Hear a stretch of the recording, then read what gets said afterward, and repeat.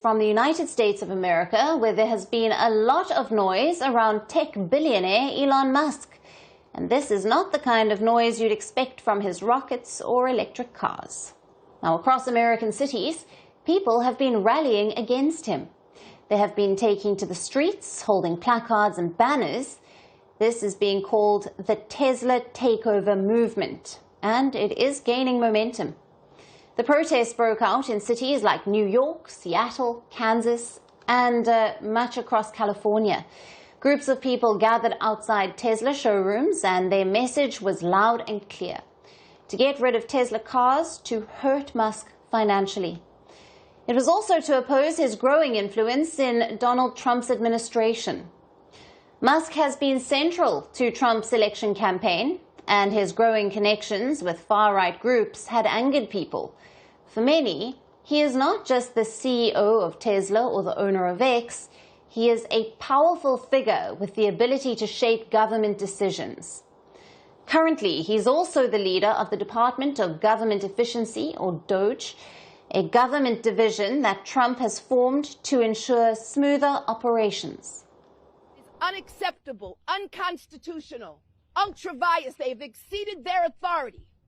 And so it's important that attorneys general representing our respective states stand up and enforce the rule of law, because Elon Musk, individuals at the Treasury, and the President of these United States is not above the law.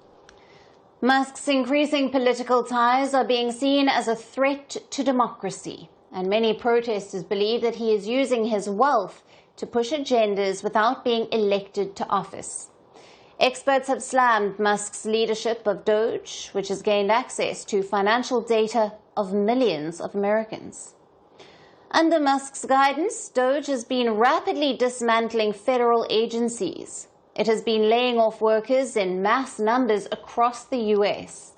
Now, this aggressive restructuring of the government has raised fears that a lot of power is being vested in the hands of one individual.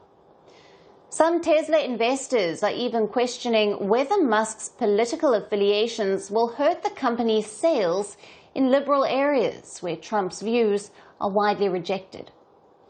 Musk's close association with Trump and his spending of over $200 million on the presidential campaign have mounted this collective anger. Now, despite claims from within Tesla that the company is separate from politics, the reality is that Musk's wealth, much of which comes from Tesla's soaring valuation, has funded his political motives. Now, Tesla's shares account for a third of his total wealth, and the rest of the money is from his rocket company SpaceX and other ventures.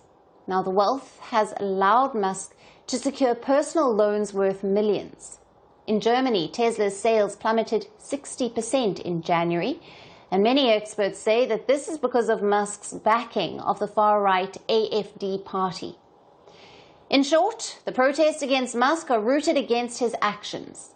It stems from a deep fear that his political influence, his support for far-right ideologies, and support for controversial figures are shaping government policies and public institutions. And caught in the crossroads is Tesla, his electric vehicle company that could suffer from the backlash of customers who no longer want to align themselves with his views. From breaking news to the day's biggest controversies, shedding light on the world's top headlines, detailed analysis on the stories that matter the most to you. Catch it all on Spotlight at 6 p.m. India time and 12:30 GMT, only on Firstpost. We're calling the show Vantage. We hope you like what we put together for you.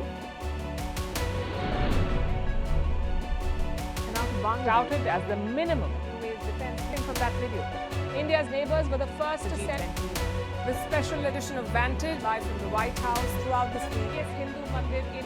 We're on our way to Tel Aviv. Measure, but it's also the perfect way to drive I don't think that Prime Minister of Bhutan, Sherin Tagwe. Welcome to 60% of the world's office. Prime Minister Modi did the iron. we were actually What are you doing? How do you like? It's been 1 year since that meeting. Iron bars separate you from the outside. Out the vote efforts. Trump had, it says, and at $4.3 trillion. 300 billion by 2030.